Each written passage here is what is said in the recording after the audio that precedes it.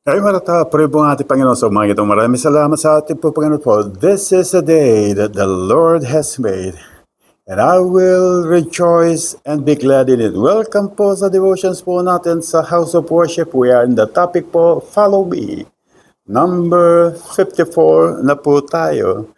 Actually po yung 52 and 53 po, it is the most exciting pong time or yung pong progression po of the command of the Lord to follow me, because dito po nakita ko yung mga disciples po ang the transfiguration of the Lord Jesus Christ. Actually po, yung transfiguration, the moment po that he was transfigured and returned to his the previous state po ng ating pong Panginoon, nung pababa na po sila sa mountain, sabi po ng ating Panginoon dito, huwag ninyong pagsasabi ito until the Son of God was risen, from the dead. The moment po na Peter, James, and John nakita po nila ito, hindi po nila ito sinabi. Only after po that the Lord Jesus Christ rose from the dead. At kung titignan po natin ito, there is another one po of follow me po. Sa ano po, makita po natin ito sa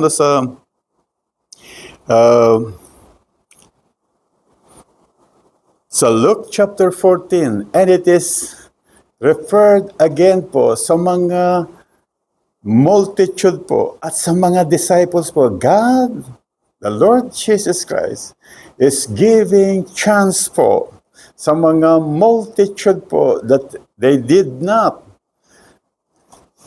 experience the glory of the Lord's transfiguration. And I think po, it is referred also to each and everyone po.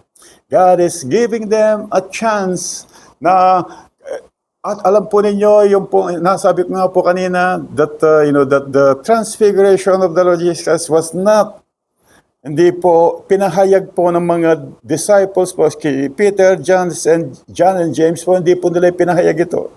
God is giving again, kung pinahayag po nito, the people will going to heed to the word, to the command of the Lord Jesus Christ na ito. Tingnan po natin po. At ito po, God is giving us also, is referring to each and everyone po. Ang kagandahan po dito, that the transfiguration of the Lord Jesus Christ refers to the coming of the Lord. Babasahin ko po at ito pong time pong ito, the progression po, it is the third year. The third year po that the Lord Jesus Christ will going to command His disciples, the multitude po, about following Him. Tingnan po natin ano po. Ito po yung sa John o Luke chapter 14, verses 27 to 35 po. Babasahin ko lang po ito hanggang sa verse 25 to 27 and 35 po. Sabi po ng ating Panginoon, and there went great multitude with him. Meron pong sumusunod naman po sa kanya. So many people are coming, following the Lord Jesus Christ. And each and everyone po, they have a need. Makikita po natin sa mga disciples is different sa mga disciples po ng ating pong Panginoon. They came to the Lord Jesus Christ when the Lord Jesus Christ asked them to follow Him. They are not thinking of anything else. They are not thinking of blessing or having everlasting life or having great possession po, hindi po. They came to the Lord Jesus, they followed the Lord Jesus Christ expecting nothing. I think po sa puso nila, I think ito po yung sa puso nila, they wanted to know who this Jesus who command evil spirit and they came out, who command yung pong nature that to be still, yung pong wind and sea to still, and they obey him. And even he commanded the sicknesses and diseases to move, and then he healed them.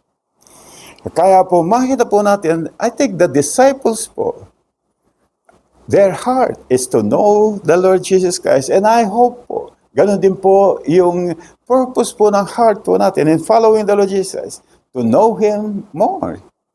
Titignan po natin sa 27 po, o 25 po, and there went great multitudes with Him, and He turned and said unto them, If any man come to me and hate not his father and mother and wife and children and brethren and sisters, yea, and his own life also, he cannot be my disciples. At sinamarize po ito ng ating pong Panginoon sa 35. And whosoever that doesn't bear, o tutuloy ko lang po, and whosoever doesn't bear his cross and come after me or follow me, cannot be my disciples. And he summarized it po sa 35. It is neither fit for the land, nor yet for the dunghill, but man, tignan ko po itong munang ito. Okay, sabi po ng ating Panginoon, in summary po niyo, if anyone will not deny everything, will not going to leave all, cannot be my disciples. Yun po yung verse 35 po. You needed to deny all. Your brothers, your sister, yourself also. You needed to deny all, and only then that you can follow me. Ngayon po, meron pong parable po ang sinabi po ng ating Panginoon dito after na sinabi po niya ito, that if someone wanted to build a tower po, he needed to sit back and check if he has all the money para i-build po itong tower nito. If he started the foundation and he was not able, people will going to mock him. So the same thing with us. In following the Lord Jesus Christ po, ang sabi po ng ating Panginoon, we needed to leave all. We needed to leave all to follow the Lord Jesus Christ. Ang kagandahan po dito, we know the Lord Jesus Christ, who He is, sa mga pag-aral po natin, is the good shepherd. Is the one who leaded us to still waters, to green pastures. Is the one who protect us, and is the one sa ating pong pagtulog.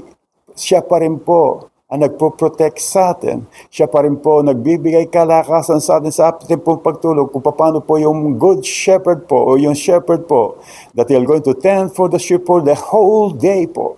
He'll going to lead them to pastures. He'll going to lead them to waters. He'll going to protect them because the very presence po of the shepherd will going to protect the sheep po. Ngayon po, even sa kanila pong when night comes, the shepherd will going to lead them to the sheepfold po. And then after leading them to the sheepfold, he'll going to be there on the door. And then he'll not going to let anyone from the ship to come out, or he'll not going to let any wolves to come in. He'll going to protect them even po sa kanilang mga pagtulog.